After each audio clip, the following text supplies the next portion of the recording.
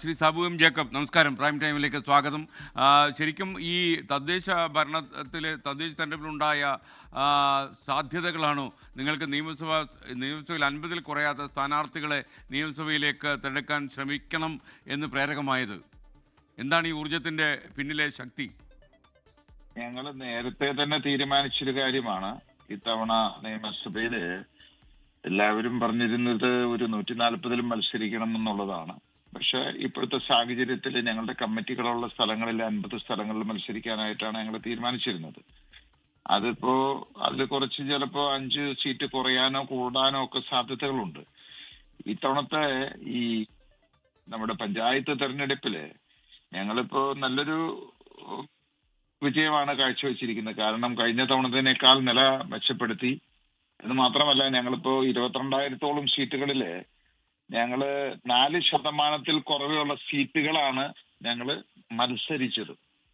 എന്ന് പറഞ്ഞു കഴിഞ്ഞാൽ ഏതാണ്ട് 880 സീറ്റുകളിൽ ഞങ്ങൾ മത്സരിച്ചിട്ട് ഇന്ന് കേരളത്തില് ഒറ്റയ്ക്ക് നിന്ന ഒരു പാർട്ടി 9ാം സ്ഥാനത്ത്, അതായത് 78 സീറ്റുകളിൽ വിജയിച്ച് CPM-നെയും അല്ലെങ്കിൽ കോൺഗ്രസിനെയും പോലെ 79ാം സ്ഥാനത്ത് എത്തി എന്നുള്ളതാണത്.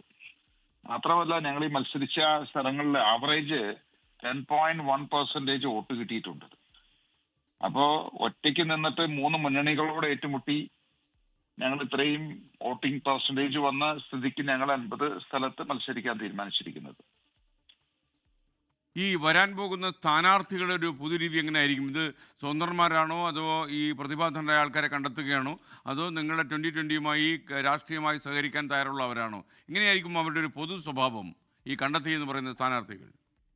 അല്ല, ഞങ്ങളുടെ സ്ഥാനാർത്ഥികള് ഈ മറ്റുള്ള പരമ്പരാഗത രാഷ്ട്രീയ പ്രസ്ഥാനങ്ങളിൽ വ്യത്യസ്തമായിട്ട് ഒന്ന് ക്വാളിഫൈഡ് ആയിട്ടുള്ള ആളുകള്, ചെറുപ്പക്കാരായിട്ടുള്ള ആളുകള്, അങ്ങനെയുള്ള ആളുകളെ കണ്ടെത്തിയിട്ട്. കാരണം ഒരു നിയമസഭ എന്ന് പറയുമ്പോൾ നമ്മളെ സംബന്ധിച്ച് ഒരു പഞ്ചായത്ത് പോലെയല്ല. ഞങ്ങൾ പഞ്ചായത്തുകളിൽ തന്നെ വിദ്യാഭ്യാസമുള്ള ആളുകൾ, ചെറുപ്പക്കാരായിട്ടുള്ള ആളുകളെയാണ് ഞങ്ങൾ 99% കൊണ്ടുവന്നിരിക്കുന്നത്.